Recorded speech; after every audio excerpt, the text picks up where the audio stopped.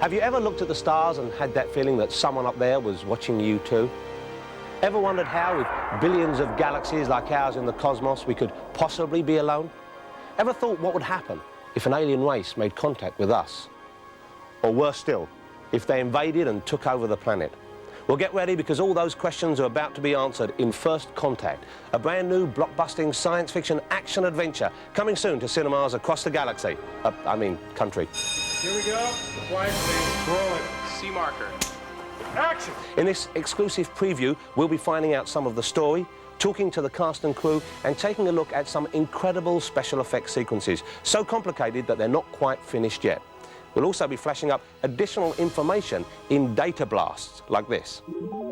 You can read them by rewinding your video and using the pause button to freeze on those particular frames. Then, at the end, we'll be asking you questions in an exclusive Star Trek competition where you could win thousands of pounds worth of prizes. All right, let's get ready for picture. Stand by, please. First Contact primarily features the cast of the smash hit movie Star Trek Generations, including Patrick Stewart as Captain Jean-Luc Picard. Set a course for Earth. Maximum warp. LeVar Burton as Chief Engineer Geordie LaForge. Bridge, we have a new problem! Michael Dorn as Commander Worf. Gates McFadden as the ship's doctor, Beverly Crusher. All right, let's move them out. Let's go. Marina Sirtis as Councillor Deanna Troi. Your family history is very important to you. Brent Spiner as the sophisticated android Data. Yes! And Jonathan Frakes as Commander William T. Riker, who also makes his debut as a feature film director with the new movie. Action. Engage. But while the new film borrows elements from the rich 30-year history of Star Trek, First Contact is no ordinary Star Trek movie. For one thing, Captain Kirk is history. And even the old Enterprise has gone to the breaker's yard.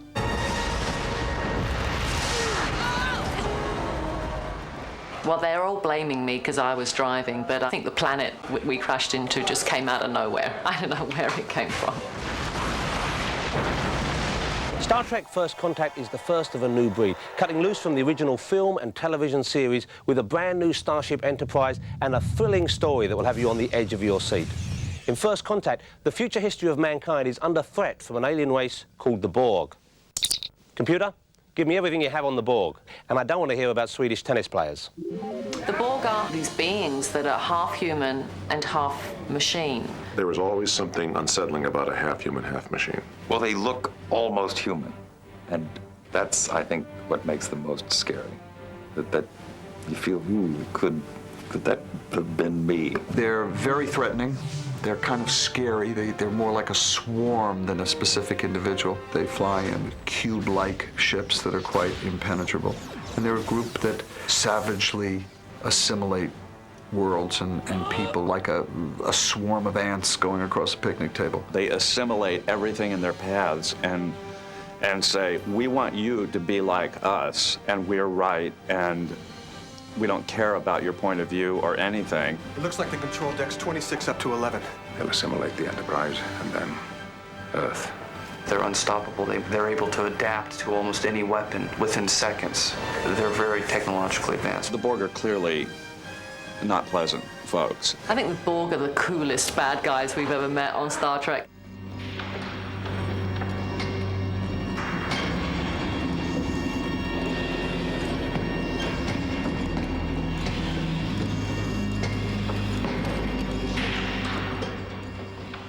Apparently, the idea for the film originated with an episode of Star Trek The Next Generation called The Best of Both Worlds, in which the Borg kidnap Captain Picard and make him one of their own.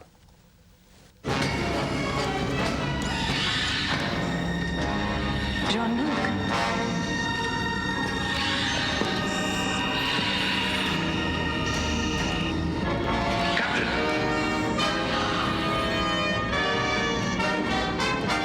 Was abducted by the Borg, taken onto their ship, and was partially assimilated, not fully, as we were to discover. He managed to hold on to some aspects of his identity. I am Locutus of Borg.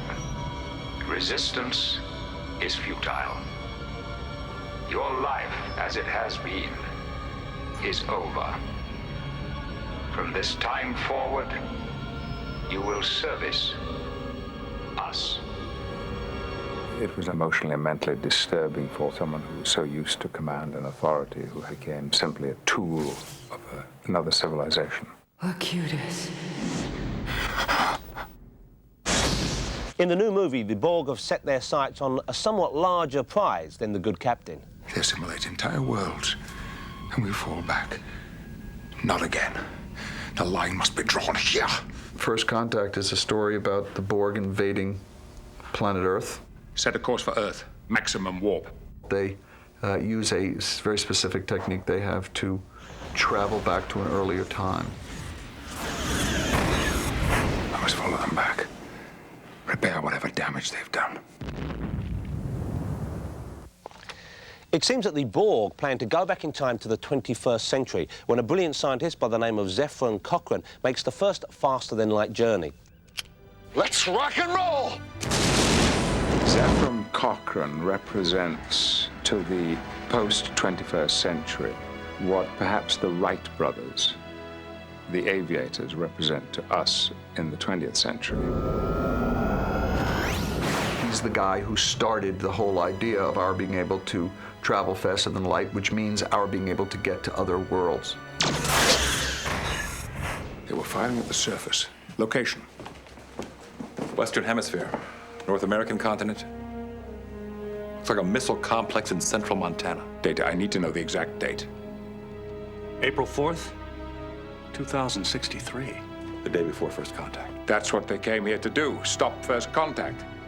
The Borg figure that if they can stop Cochrane from making his inaugural flight, then they can prevent mankind from ever making first contact with other races and wipe us out in the process. Although I haven't actually got that far in the script yet. Let me just make sure that I understand you correctly. Cybernetic creatures have traveled back through time to enslave the human race. And you're here to stop them? That's right. Cochrane is played by Oscar-nominated actor James Cromwell. He was Farmer Hoggett in the film Babe. He's a rocket scientist. And he's sort of a maverick. Sort of a loose cannon, a throwback to the 1960s. And you people, you're all astronauts on some kind of Star Trek. When we were creating the character of Zefram Cochrane, we always had Jamie in our head. And then Babe came along, and all of a sudden he was nominated for an Academy Award, and we thought, oh my God, we're not going to get him. He's too big for us now. And because we had worked with him on a number of occasions before, we were delighted that he did, in fact, take the role. For the crew of the Enterprise, meeting Cochrane is rather like someone from the 20th century going back in time and meeting Leonardo da Vinci and finding out what he was really like. We've set up statues to him and named schools after him by the 24th century. It's just the regular guy who happens to be really smart, but he's not this heroic figure that we all imagine him to be. We all grew up hearing about what you did here. Really?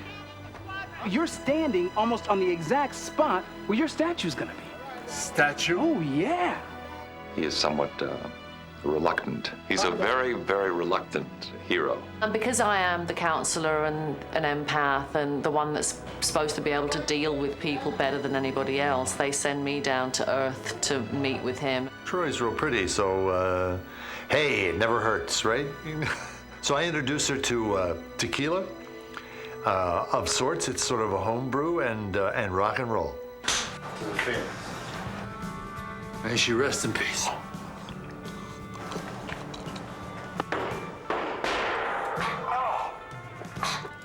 To see Counselor Troy under the influence of 5 or 6 shots of tequila is worth the price of admission alone.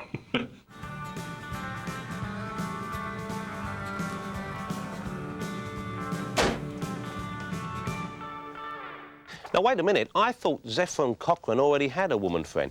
That's right. She's Lily Sloan, played by another Oscar nominee, Alfre Woodard. I got a script, and so I read it, but within the first 10 pages, I was hooked, and I was reading like I was reading narrative, like I was reading a book, and it was thrilling, it was exciting, and you find yourself like really pulling for people. Alfre's character is rescued from 21st century Montana during the Borg attack and taken aboard the Enterprise, which was built 3 centuries after her time. She doesn't know where she is when she's on the Enterprise. She believes she's still somewhere in Montana, and she's creating so many problems for Picard because she will not accept what he keeps telling her, that she's on the spaceship. You want to help me get me out of here?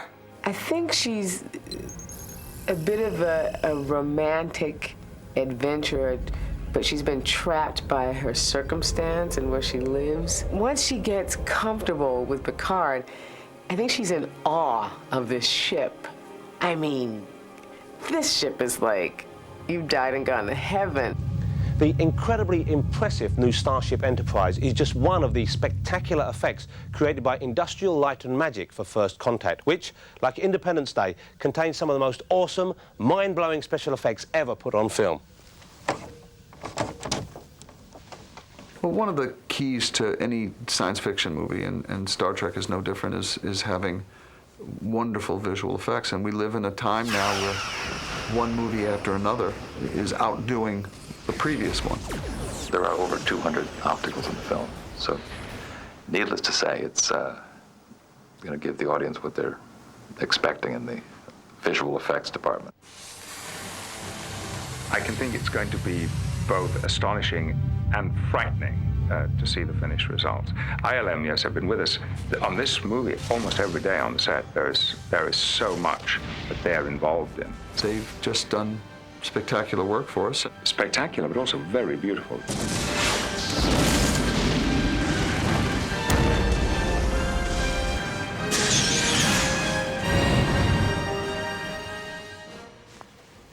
Many of these scenes are still being worked on, so you're really getting a sneak preview of some of the action from the film. Here's one of the movie's key sequences, which takes place outside the ship. It was decided to film these scenes at full scale, requiring a massive set to be built. So much is now being done electronically in the way sets look, you know. But our sets were there. They were built. How are you doing, Mr. Worf? Not well, sir. Try not to look at the stars. Keep your eyes on the hull. It's a tiny detail on the ship, but because our ship is so big, it's a huge space. I mean, it's big. I mean, we're on a big stage and it's a big set, but once the boys at the special effects people get their hands on it, it's going to be a spectacular scene.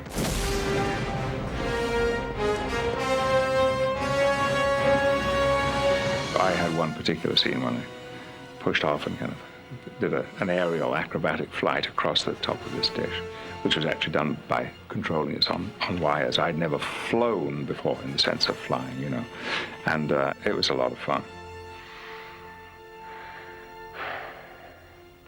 First Contact uses a dazzling combination of computer-generated effects, miniatures, and, as you just saw, full-scale sets. But not all of them are designed to represent the future. The new Enterprise is fitted with a virtual reality device called the holodeck. The holodeck can simulate any environment or recreate any era in history with incredible accuracy. For example, right now, I'm in the holodeck on board the Enterprise in what is a remarkably realistic recreation of a late 20th century television studio. Are you with the film crew or with the Enterprise crew? No, sir. Using the holodeck, Picard and his crew have travelled virtually everywhere. From Victorian England... Interesting. ...to the Old West... Looks like Sheriff Worf's here to arrest me. ...to the deck of an 18th century ship. Remove the plank!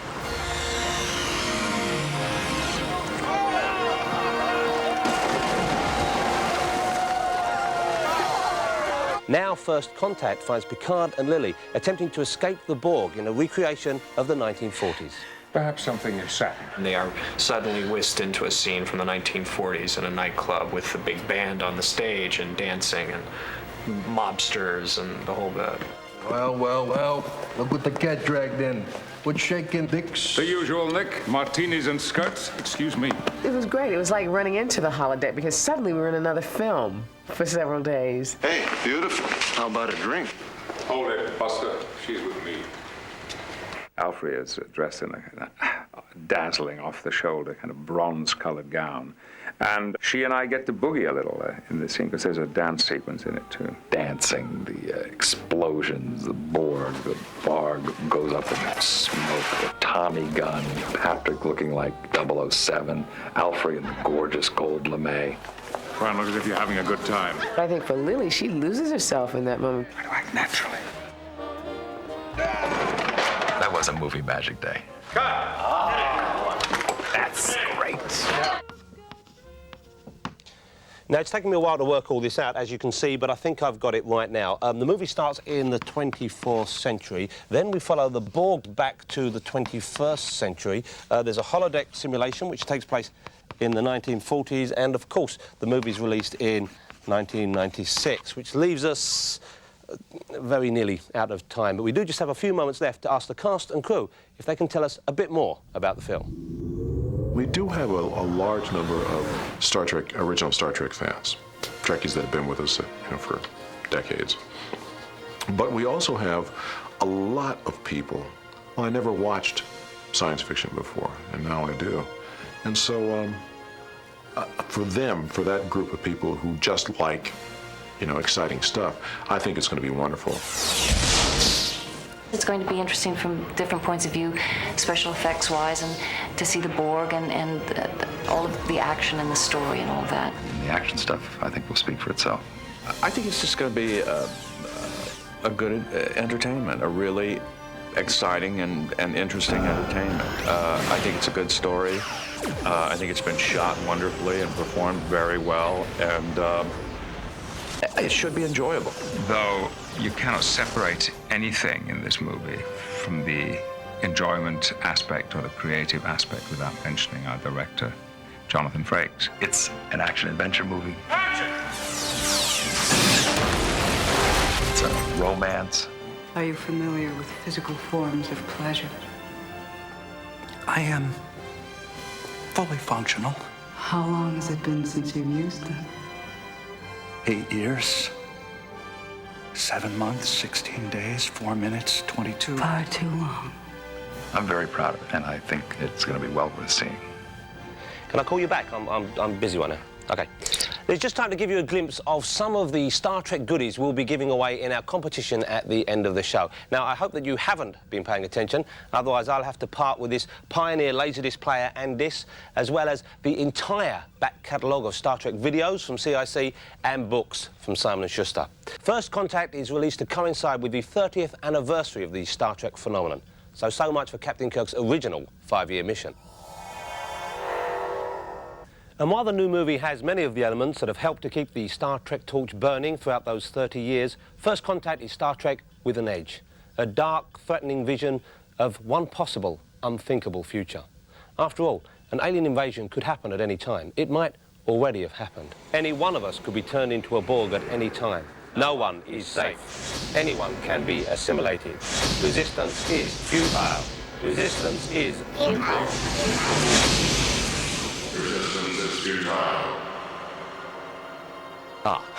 Well, unfortunately, Jonathan Ross is not quite himself at the moment, but here are the details of the Star Trek competition he mentioned earlier in the program. One lucky viewer will win a state-of-the-art Pioneer Laserdisc player and a fantastic selection of Star Trek Laserdiscs from Pioneer. The entire back catalogue of Star Trek videos from CIC is also up for grabs in 3 separate prize packages. The first contains the entire original series together with the first 7 feature films. The second features the entire collection of Next Generation videos, while a third comprises all the Deep Space Nine and Voyager tapes, including the first from each of the new seasons being released in January 1997. Finally, yet another lucky viewer will win the back catalogue library of Star Trek publications from Simon & Schuster. To win one of these great prize packages, just call 0894 123 321 and answer 3 Star Trek trivia questions. The answers can be found in the Data Blast sections of the video you've just seen. To read them, you need to rewind the tape and pause on the relevant sections. The number to dial is 0894 123 321. Lines will be open from December the 11th, 1996 to January the 31st, 1997, and calls cost 25p. Good luck.